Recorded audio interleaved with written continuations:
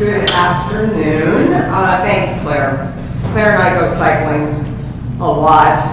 Well, ever since we both said I do. I recently, 6 weeks ago, got married, so I'm still on my honeymoon, so that's my connection to honey. So, thanks for the yay. It took a while. And my wonderful husband is here. You can raise your hand. Okay. I actually have kind of an interesting task, considering there's not much research looking at honey and athletic performance, but as Dr. Gravetti pointed out, honey's been around longer than all of us, but actually dating back to ancient times, honey has been used as a performance-enhancing aid. And just to spin off of Eric had brought this up this morning about consumers and honey. Interestingly enough, over the past, say, 4 or 5 years, consumers actually, fewer of them do have honey in their household. In a 2010 survey by the National Honey Board, about 60+% of the households have honey. Actually, that's down from the year 2006, probably due to the low-carb, high-protein craze. But what's interesting is that honey, people will pay a premium for honey-flavored products. And just anecdotally to let you know that since I do have to glean through over 550 diet projects every quarter, and actually I should tell you a little bit about what I do. And Claire said I have the biggest nutrition class every single quarter, just so you can appreciate what I deal with. I have 550 to 600 undergraduates in Nutrition 10 in one classroom. And then I have 10 sections of Nutrition 11, which is a writing course in nutrition. So every quarter I have 850 students, roughly, thereabouts. But then I'm also the director of sports nutrition, so I deal with all the hundreds of intercollegiate athletes, and they come through my office. So every day is basically from the beginning to the end is dealing and talking about diet with young people, young active people, and it's great. So I thought I'd give you some background to my Honey Nut Cheerios comment that it hands down is the favorite. And I actually say to have asked and had an athlete last week, oh, Honey Nut Cheerios, oh yeah, it's good for you, it has honey. So people do have the perception, and obviously, as Dr. Gravetti pointed out, medicinally, we've been believing in honey for years. So as far as honey's role in athletic performance, I do want to bring up that it's been around in connection with athletic performance for some time. You go back to literature, it's been used at the Olympic Games back in ancient times. Soldiers have taken it out onto the field. And it is viewed by athletes as a healthier option. And the question is it really? Does it offer some advantages potentially? What I actually did, thinking about this many weeks ago and always talking to athletes about it, is I interviewed, if anybody could recognize this person in the Olympic attires. This is from the 1972 Olympic Games. This is Kathy Carr-West. She actually lives in Davis. She won 2 gold medals at the Olympics in 1972. That's the same year that Mark Spitz won his, whatever he won. But anyway, I know about what Kathy did. And actually, this is at a time when nutrition and athletic performance was really in its infancy. And Kathy shared with me what they used to do. And if you're familiar with how swimmers practice, they spend a lot of time doing a lot of yards or meters. They maybe swim 5,000 meters, 10,000 meters to swim a 100-meter event as fast as they can. So they spend quite a bit of time doing lots of yards, but it all comes down to a few seconds, literally. Kathy Carr-West, is a breaststroker, and she was also as part of a relay team. And she said that they felt that they had the secret weapon using honey.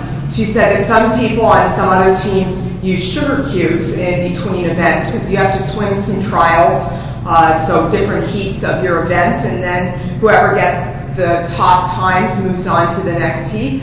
And Kathy said that they used to squirt honey down, really feeling very energized, and it's kind of interesting. She wasn't favored to win the gold medal or set a record in the 72 games, and she did both. She won 2 medals. But she also noticed, she goes, oh, none of us would eat sugar cubes because they harken back to when they were, she did this when she was 16, not too many years before that when she was much younger. She would take sugar, or the sugar cubes were used as a means of dispensing the polio vaccine. So she said it wasn't the way to go, and nobody liked it. So as far as what do we know about honey and how it compares, we're going to compare carbohydrates, and we're going to do a little bit of Carb 101 here to help us get through it and talk about how could honey be considered as possibly something that may aid performance. Can it be as good as we know carbohydrate is as an ergogenic or work-enhancing aid? And just to give a brief comparison between a tablespoon of regular table sugar and a tablespoon of honey. So I'm comparing volumes, but because honey is a supersaturated solution, it does have a greater number of calories per tablespoon, 65 versus 49. Greater grams of carbohydrate. But what's interesting, and I want you to do a little note to self, that there are different carbohydrates present in honey, and the profile does vary a bit compared to table sugar, which is 100% sucrose, a disaccharide. Honey will look a little bit closer at in terms of its carbohydrate profile, but it has individual monosaccharides, glucose and fructose, and it also has a disaccharide, sucrose, and a handful of oligosaccharides, which are a bit bigger, more than a couple of monosaccharides put together, and it has a few unusual disaccharides in it. We also, because of bees' collection of pollen and nectar from plants, we can find trace amounts of, very small amounts of protein, specifically some amino acids, a collection of minerals like calcium and iron and zinc and copper and manganese and selenium. And I'm frequently asked the question is, could, if someone liked honey and they used it in their tea and in their over their cereal or mixed in their yogurt, couldn't they wasn't it a better way to meet their needs for essential nutrients? And as a lot of you honey experts know, you'd have to consume a phenomenal amount of honey to be able to meet your needs for iron, for example, which is perhaps the most prevalent trace mineral. Also, because of the bees' great job at collecting from plants, there are some compounds that we can refer to as collectively as phytonutrients or phytochemicals, but specifically phenolics and specifically flavonoids that may have some health-promoting benefits. So those are the big differences when we look at regular table sugar. Let's just take a look at now, okay, honey possibly as a performance booster. What I want to do is refresh our minds about carbohydrates. It's always helpful rather than automatically assuming that we know what carbohydrates are utilized during exercise and what carbohydrates are in food. We'll look at fuel use and how sports performance products compare. So unlike what Kathy Carr had available and many of us aging athletes in our earlier years, we simply had different food sources. Now we have a whole line of specialty products well beyond sport drinks. We have different types of carbohydrate products, including some specifically made from honey. And then are there some possibilities beyond some of the traditional sports performance products that honey may offer because of the mix of other compounds, including polyphenols? So let's take a look at what simple carbohydrates are. If we look at strawberries, so any kind of fruit, Coca-Cola, or any beverage that's sweetened and honey, as well as more traditional complex carbohydrates, potatoes and breads and pasta. We like to divide them up into simple and complex carbohydrates, and I'll remind some of us, or for some first time, what types of carbohydrates are in these food products. And the simple carbohydrates represent the monosaccharides as well as the disaccharides, and so glucose and fructose we'll find in fructose predominantly in fruits, and glucose, as we'll learn, the basic monosaccharide unit inside of us. Table sugar, brown sugar, sugar in the raw, natural cane juice, they're all the same thing as a sucrose unit with a green ball and a yellow triangle. And actually I got to remind myself that I'm not talking, though it's hard to tell the difference between the 20-year-olds I talk to, all the time. You guys don't have the background. I do use symbols in class that actually is helpful. Rather than showing the chemical structure of glucose, which I'll lose everybody, they're on their phones and on their laptops. I do symbols and cartoons a lot. So glucose, a 6-carbon unit, is a green ball. Fructose is a 6-carbon unit, but it's slightly different, so I put it as a yellow triangle. So table sugar is a glucose and a fructose. And everybody's usually shocked to learn that high fructose corn syrup is virtually identical to sucrose in that it's almost 50% glucose, 50% fructose, though without a bond. And in most of the beverages that we consume that are sweetened with high fructose corn syrup, by the time we get that those monosaccharides, whether it has high fructose corn syrup or if it has it been sweetened with real sugar, due to the acidity level in many of these beverages, this typically we're presented with the monosaccharides at the small intestinal level. So we really don't view sucrose and high fructose corn syrup as being dramatically different from one another. So there's a rundown on the simple carbohydrates. Honey, by the way, is a mix. Depending on the type of honey it is, it's roughly 30% free glucose, 38% fructose, and a small amount of sucrose, but also an unusual disaccharide. Palatinose and pannose and arylose are both oligosaccharides, but this usually comprises about 2 to maybe 4% of the weight of the carbohydrate in honey. We tend to think in terms of performance level in counseling athletes that the profile of carbohydrates in honey is comparable to what we're going to find in sport drinks, what we're going to find in some of the others, and we'll take a look. So just as review, the complex carbohydrates, so the breads, pasta, and also what you'll find added to a lot of sport products, maltodextrin, are literally hundreds of glucose units stranded in either a straight chain or a highly branched chain. So what we might find in a red potato or some whole grain pasta or refined pasta is simply starch. Maltodextrin, a much shorter version, is used in a lot of sport products. You'll see rice syrup and the like added to different types of products, and it's simply a complex carbohydrate. A lot of athletes have the perception that this would be better than the sugar that's added, but we'll see shortly it ends up being literally the same thing. What's inside of a potato and what's on the outside, just so we can make a comparison, just to get a look at fiber, so the skin of a potato, or if it was the stringy part of celery or broccoli or the outer hull of a grain of rice. We have starch on the inside, and on the outside, or even more, a better description would be on the outside of a whole grain kernel, we also have a complex carbohydrate, and it's fiber that's simply of strands of glucose or other monosaccharide connected to one another with indigestible bonds. So that is a rundown of carbohydrates in the foods that we eat. What's inside of us? What are we after, and why are we after it? So this is our starch. We store carbohydrate in our body in the form of glycogen, and we're able to store these thousands of glucose units in a slightly, well actually a dramatically different structure than what we're going to find inside of a potato or what we'll find inside of a kernel of grain.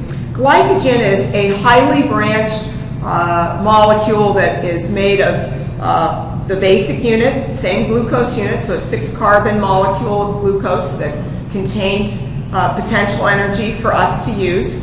And we store this in the muscle and liver, and it's available for that specific muscle to use. So glycogen in your right bicep is for that particular muscle and can be utilized during an exercise that muscle would be using.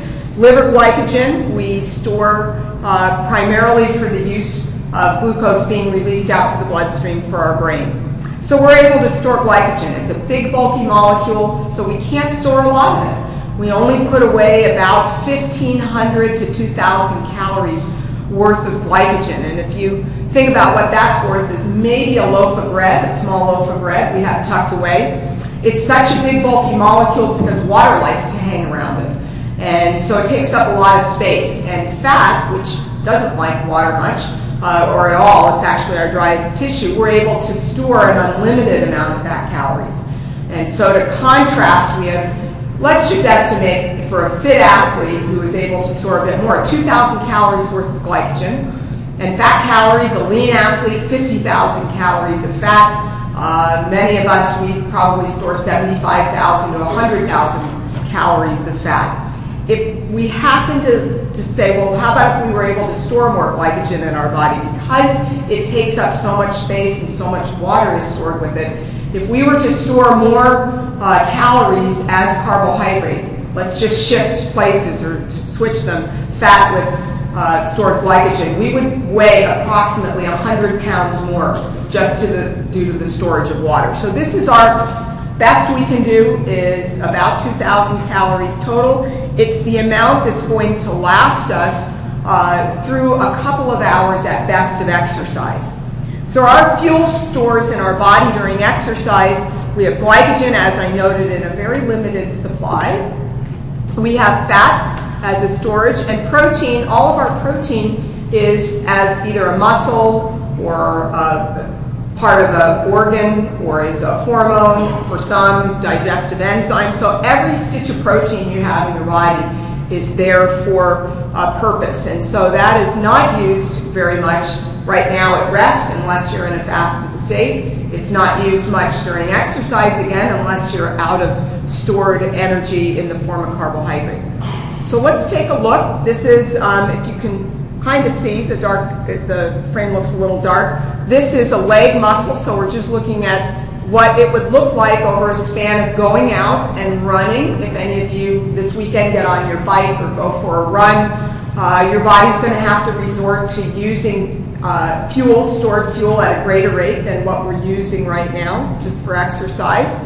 And during a bout of exercise, we're going to pull off glucose units one at a time, and this great chemical structure of glycogen allows a fair number all at once, until at the end of, depending on your exercise intensity, that glycogen in that specific muscle is exhausted.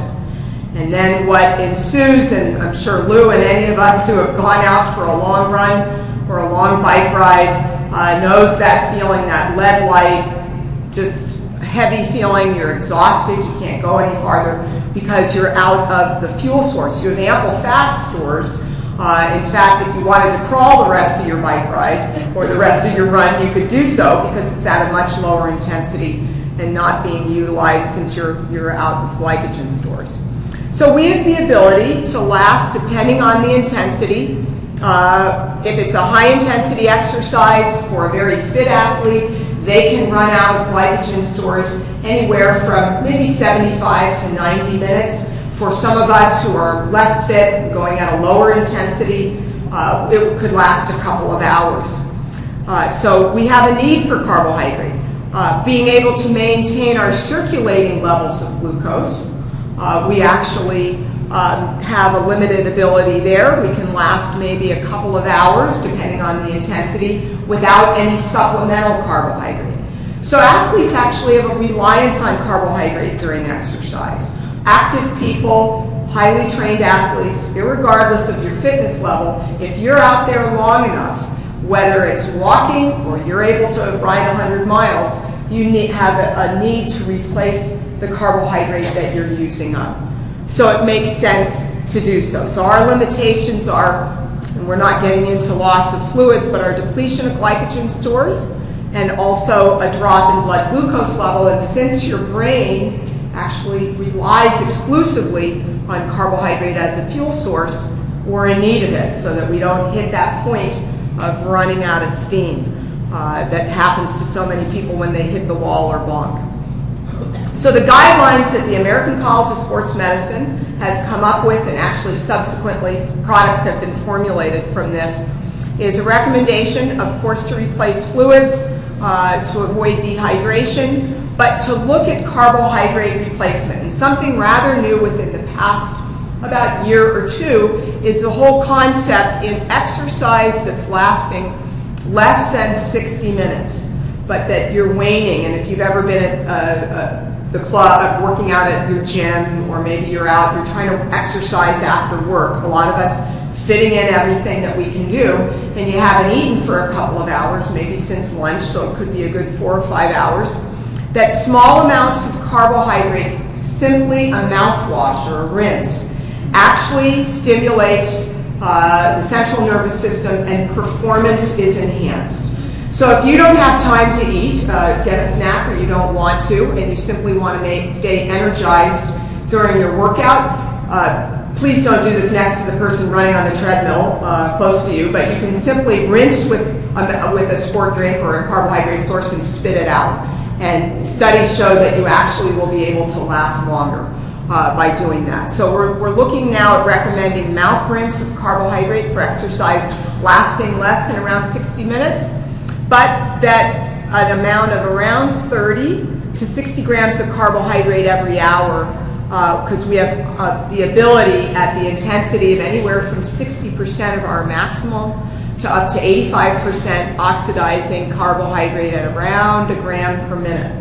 So that equates to us being able to tolerate and take in 30 to 60 grams every hour. This is 100 calories, so to relate that to a food, it would be a banana every half hour. And the goal is to anything that you're going to be doing longer than an hour, that you start replacement during that exercise within that first half hour, getting 30 to 60 grams. The recommendation from the American College of Sports Medicine is all sorts of products and foods, like fruit, honey is one of them, different types of bars, and we have a whole array of products that we can select from. With this whole notion of replacing carbohydrate during exercise, we also have to consider people, and I don't know if any of you have decided to do ultra events or going longer than 2.5 hours. If you've ever been out and even walking a marathon or running a marathon that's going to take you that length of time, what has been shown recently through research, and the American College of Sports Medicine is recommending that 30 to 60 grams of carbohydrate per hour may not be adequate, that your glycogen stores will run out despite the fact that you're replacing carbohydrate on a regular basis. So what is recommended is to go up to 60 to 90 grams per hour and to utilize different carbohydrate sources. We know that carbohydrate absorption, there are different transport mechanisms at the level of the small intestine, and that consuming a glucose-fructose mix, such as what you would find in honey, not all sports products do have a mix of carbohydrate. Some now are adding ribose, galactose, which you may recognize as monosaccharides. So this is kind of the new area, looking at multiple transportable carbohydrates that will optimize carbohydrate absorption so that a person can last, for example, an Ironman distance triathlon that's going to go for 8, 10, 12, 15 hours. So there's certainly room for honey products or use of honey in that area. Before I compare the products, I want to just mention just yet another concept that we have to face or deal with and talk about, and that is glycemic index and what role that might play with athletic performance. A lot of athletes ask me, well, what's the glycemic index of that particular carbohydrate that they're consuming? And when you consume strict dose, a single dose of carbohydrate, as it's digested and absorbed, we'll see a rise in blood glucose levels. The green ball will rise in your blood. The magnitude of this rise is measured simply as the glycemic index. And that in a dose of 50 grams of carbohydrate, we can measure 100 being the high, that what we would find as a glycemic index for pure glucose, 50 grams, versus other foods that contain carbohydrates, such as apples or lentils, banana, honey. The glycemic index of a food actually isn't a function strictly of whether it's a simple carbohydrate or whether it's a complex carbohydrate. People like to believe that pasta or wheat bread would have a low glycemic index, and in fact they don't. Wheat bread has a glycemic index of about 100, and so does white bread, because of the small particles of the carbohydrate during the refining process. It's more a function of the fructose content, the fiber content, and if that food is mixed with fat and protein. So what does this all have to do with exercise? And if we just take a look, just for comparison, of some of the glycemic indexes in some basic foods, breakfast cereal, even a carrot, potato. Most of these are high GI or high glycemic index. And you'll see, actually hear people who are working out talk about eating high GI foods or low GI foods, and all dealing with the timing around when they're exercising and when to replace it. The question is, how much of an issue does it mean? Most honeys fall in the range of a moderate glycemic index, though there are some that score along the lines of some of the winter fruit, and potatoes and beans, of course, with their soluble fiber, have a low glycemic index. Those of you that are paying attention to some of the news around diabetes and obesity and cancer have probably come across glycemic index with that. And there's some evidence that a diet based on low glycemic index foods, eaten in combination with foods that contain some protein and fat, may be beneficial for reducing the risk of some of these diseases, because there does seem to be some connection. As it relates to exercise, though, there's a way that you can fool around with the types of carbohydrates that you're eating and their glycemic index, and potentially for you as an individual, if you're affected this way, influence your performance. If there's a dramatic increase in blood sugar levels, blood glucose levels, upon the ingestion of carbohydrate, research shows that for some individuals, this may cause a rebound hypoglycemia later during exercise. And this in turn may inhibit, during the rise of insulin in response to the glucose, this actually may inhibit fat breakdown, lipolysis, which is not what an athlete wants when they're out running for a long period of time or riding their bike. So the advice oftentimes is, for most athletes, most active people, when they consume food prior to exercise, to emphasize low glycemic index foods. So you'll see a lot of people saying, oh, I can only eat apples, not a banana. As you might imagine, a lot of athletes can be very obsessive. I deal with this all day long, and they figure out what the best thing is to eat. There's some research that does show that it may enhance the use of fat during exercise, and if you can do that, you actually can help spare glycogen, which means ultimately that you might be able to run longer, not necessarily faster. You might be able to cycle longer and maybe make that 100-mile before feeling lousy maybe at 80 miles. So this can be beneficial, and the question is, how real is this effect? Many research studies show it may be an issue while others don't. So what do we generally recommend? So whether you know what your response is or not, what we usually recommend is that if you're going to eat a few hours before exercise, that you stick with typically low to moderate glycemic index foods. That might be your best bet. So oatmeal, a low glycemic index food. Top it with honey rather than sucrose. Rather than eating some of the fruits that have a high glycemic index, or like raisins and dates, to stick with apples and pears and oranges. And this is pretty common to set up pre-competition meals, whether it's soccer or whether it's basketball or running or swimming, to have an athlete eat a low glycemic meal. But eaten just prior to exercise, which when you're dealing with active people and they are going, especially the student athletes, they have class, then they zoom to practice, a 3 to 4 hour practice. I'm talking with the soccer team, the men's soccer team, on Monday, and they're really facing some challenges. They're right at the end of their season, and a lot of the players are having problems with their midday practices and games and the fluctuation in schedule. And we're going to talk about, okay, since you're going to shovel food in just before you hit the practice field, instead you can be eating higher glycemic index food immediately prior. So this is a way that honey might fit in, though we have a limited amount of research, and one particular study has looked at it as a manipulating glycemic index. So let's look at how honey compares to the products like Powerade and Gatorade, and also some of the other products that are out there, the carbohydrate gels. These are the consistency, a little bit thicker, more viscous than honey. They're like cake frosting or toothpaste, though they don't taste like toothpaste. And then some of the novel forms of carbohydrate replacement. Sport beans, the chews, these are like similar to gumdrops.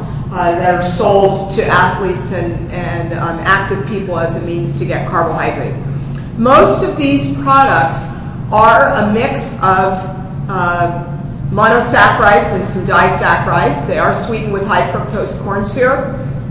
A lot of the gels also contain maltodextrins, and most of the novel carbohydrate products contain glucose and sucrose, though a few may throw in rice syrup as a form of maltodextrin. So you're going to find a variety of things out there. If we look at energy gels, and this I like to tell athletes that, you know, a honey packet actually is quite similar to this, that you're going to get roughly, depending on the brand, about 100 calories. And how many calories did we need every 30 minutes if you're working out? Does anybody remember? Claire? 100. This is what I tell Claire when we're out on bike rides. Did you have your 100 calories? So we're in between. So we'll go 100 calories, 25 grams of carbohydrate. They average right in between there. We don't want any fat and protein. We're not in need of that during exercise, and it actually slows digestion. Some of these are added compounds, little goodies like vitamins and some electrolytes, which is another discussion whether that might help with fluid balance. But caffeine, we know, is a central nervous system stimulant and very consistently makes athletes, active people, feel better during a bout of exercise. Actually, as little as 34 milligrams can help you feel more alert during a session of exercise. Another way that you can make it to a workout after you finish a hard day at work.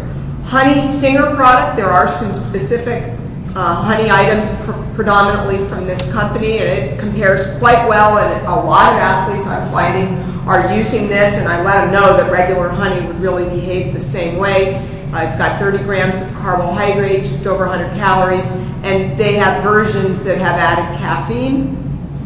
So the question is, also with a chew product, these are similar to squared gumdrops.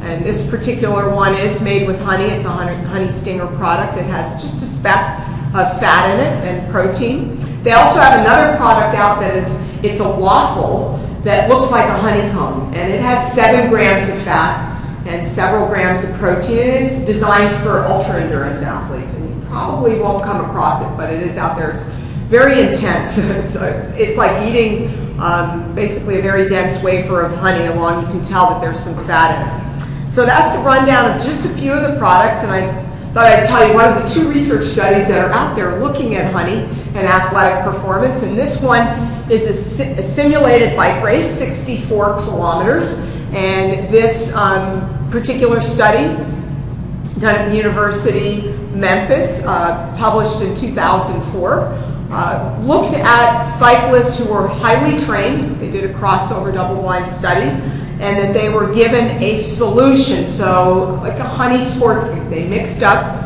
15 grams of honey, classified it as low glycemic index as measured, and 250 milliliters of water, and they were given this at the start, having had a standardized pre-race or pre-trial meal a few hours beforehand, so they were not in a fasted state. They were given this every 16 kilometers. They were also compared to a dextrose solution, a high glycemic index, obviously, with the glucose, or a flavored placebo, no carbohydrate. So this was done in a blinded manner, double-blinded manner. They looked at performance time, total time to finish the 64 kilometers. They're encouraged, if you've ever seen these research studies perform, they're really treated like race situations. They're in a laboratory on a stationary bike, but they are encouraged and enticed and told a lot of lies just so that they'll finish as fast as they can. And what was discovered was that their performance times for both carbohydrate treatments were comparable. They actually anticipated a difference, and they were hopeful for honey, but thinking that in this longer ride that the low glycemic index may sustain performance better, give them a better sprint time, but it did not at the end of the time trial for this approximate 60-kilometer ride. But what they did find was the power output, and a way to look at it is what kind of oomph were they able to put on each pedal stroke. and found that the honey in this particular incidence, it wasn't significant, but it tended to have greater power output when the athletes consumed honey during their time trial performance. Interesting. That's all that we can say because this wasn't replicated. So here's what it would look like if you were to go out, maybe this weekend you have time to run a marathon. So here's what would be recommended to meet the carbohydrate replacement goals of the American College of Sports Medicine, to consume a variety of carbohydrate sources, but taking in honey, it would fit just great. You could stop at a restaurant that has little honey packets, make off with a few of them. That's what I tell athletes to do. Or you could buy your own and bring it. We will say it's a little bit messy to deal with honey, so that maybe you might want to try one of the honey products that choose as a way to go. But to mix it up with different types of carbohydrates, so you have the different mono and disaccharides, which may aid not only transport across the small intestinal wall, but also may be better tolerated. Here's what a bike ride would look like.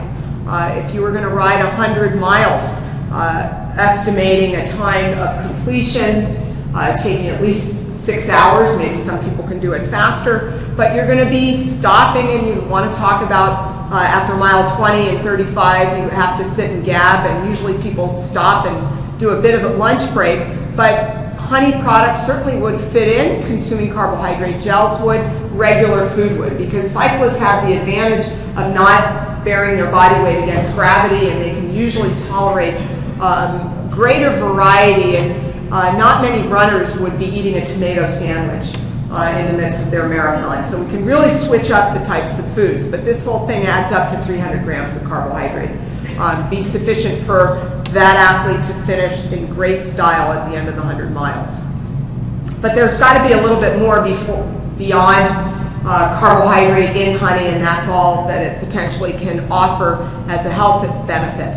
We know that there are a range of compounds in different plant products that certainly confer many health benefits, and that it's been noted that honey has these compounds, and measurable antioxidant capacity, and that these compounds, these in particular phenolics, have been shown to have beneficial effects in potentially lowering the risk for cancer, coronary artery disease, and what about potential benefit towards exercise or for exercise.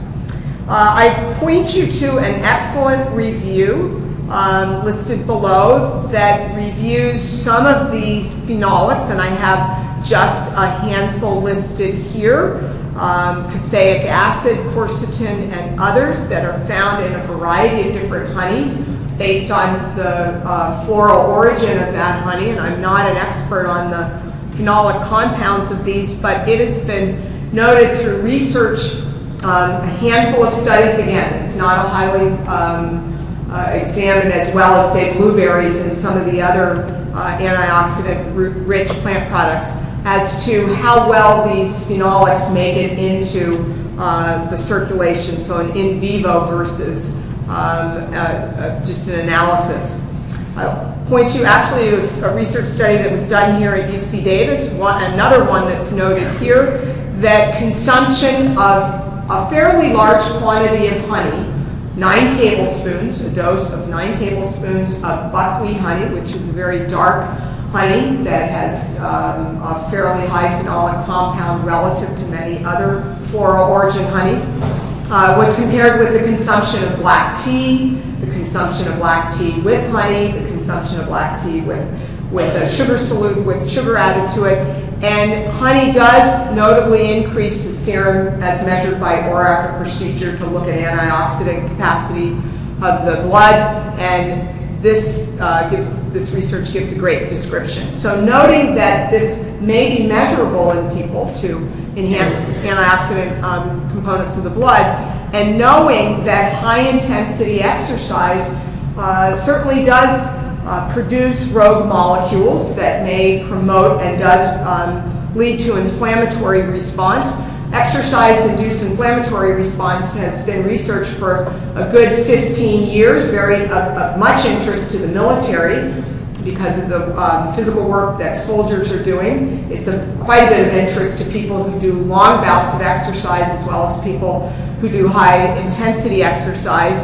And when you look at exercise induced inflammatory markers, we know the relationship between these markers and the correlation between injury risk, illness, chronic fatigue syndrome. And so athletes are very interested in consuming anti-inflammatory compounds and are certainly looking to foods and natural approaches to help combat what they perceive as outcomes of their exercise training program. So I point you to the second study that has been done with honey and athletic performance. And in this particular one, they simulated a soccer game. So they took experienced male soccer players, approximately the age of a collegiate soccer player, 21 years of age, a large group of them. They randomized them into two groups, giving them either a gram per kilogram body weight of a sport drink, a commercially available one. The other group, they made up a honey drink, being the same 7% solution of carbohydrate provided at the American College of Sports Medicine recommendations. They simulated a soccer game, and believe it or not, this protocol for simulating a soccer game has been well researched and documented. It's a protocol that's used, time-tested and used in many research studies where they simulate play by doing agility drills, ball shooting, sprinting, continuous motion. And these athletes were allowed to drink much like soccer players. They do not have continuous availability to fluid and food. They were given either the honey drink or the sport drink just prior to the onset of the soccer match.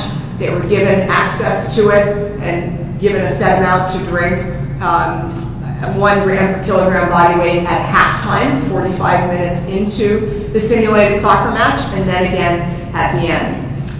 There were no observed performance benefits compared to placebo, which was shocking actually, and I'm surprised because they were out there for 90 minutes with minimal consumption really of carbohydrate, but it was not viewed as being superior. They looked at a series of inflammatory markers in response to the very intense exercise that these well-trained athletes were doing over the 90-minute period.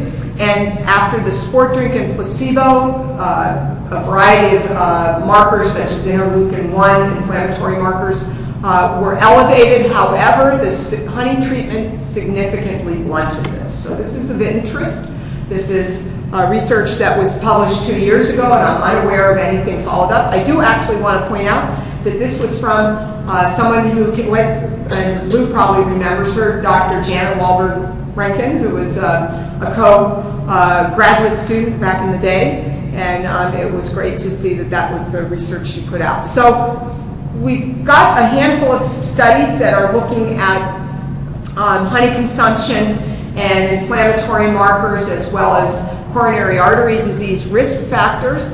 One not particularly well controlled, and I've had quite a bit of difficulty finding some that really spoke clearly to what role consumption of honey as a sole sweetener in the diet might do to markers for different chronic ailments. And this particular one did the best job feeding honey at 70 grams per day, which is a fair amount of added sugar versus 70 grams of sucrose for a 30-day period, not a long period of time. And total cholesterol, LDL cholesterol, HDL cholesterol were all modified in positive directions, but only a slight increase, but was considered significant, a 1 to 2% increase. And C-reactive protein, which you may know is a marker for inflammation correlated well with coronary artery disease, was reduced following the consumption of honey. So my look at it is there are some things out there that point to honey as potentially having some health benefits well beyond what we would see that would be in something like sucrose as a sweetener. So I want to leave you with a homemade sport drink recipe using honey, and this would follow the guidelines for the American College of Sports Medicine of adding 4 tablespoons of honey, remembering that 17 grams of carbohydrate in every tablespoon. Got to flavor it up with juice from half a lemon. Feel free to grind some cinnamon in there, add a sprinkle of salt, and that's to give you a tad of sodium so that you can help encourage the palatability of the beverage along with fluid absorption. And you know, I'm thinking since it's Friday and it's almost happy hour, go ahead and throw something else in there if you would like to, though I encourage you not to ride or run or drive home, okay? Thanks a lot.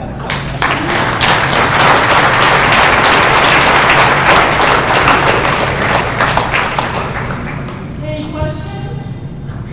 Eric. Liz, have you seen any studies yet that would kind of back up or not back up Fessenden thing about the fact that you might be able to bring down a pre-diabetic glucose level a little bit better?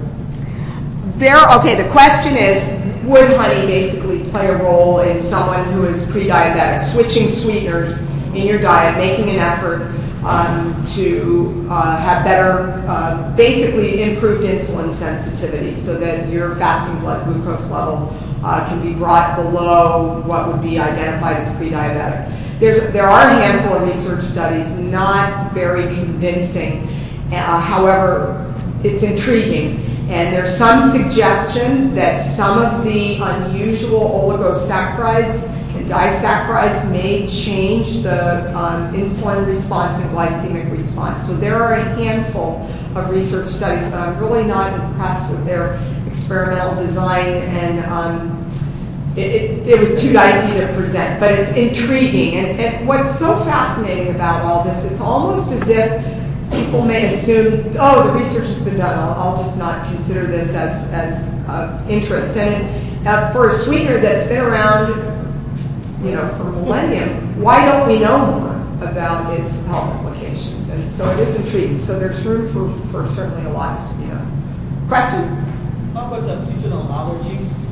You're supposed to be able to The loaded question. Is it true that if you consume honey every day that you will not get seasonal allergies? If you're eating, consuming local honey in particular. And I am not an allergist, and I probably get that question every other day though. And I usually respond, if you find that it works for you, please go ahead. There's no harm. The research doesn't support it. Thanks.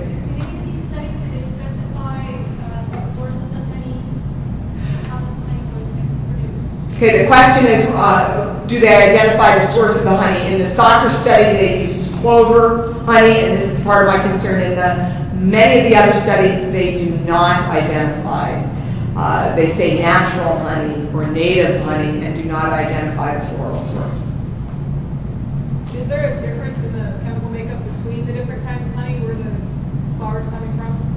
The question about are there different chemical makeup or carbohydrate, looking just at the macronutrient versus the phenolic compounds. And there are slight variation. What I gave you was just on average what most honeys. As far as phenolic compounds, there are quite a variation. I'm not an expert in that area. I know, though, that there's some really good research articles that look specifically at the profile.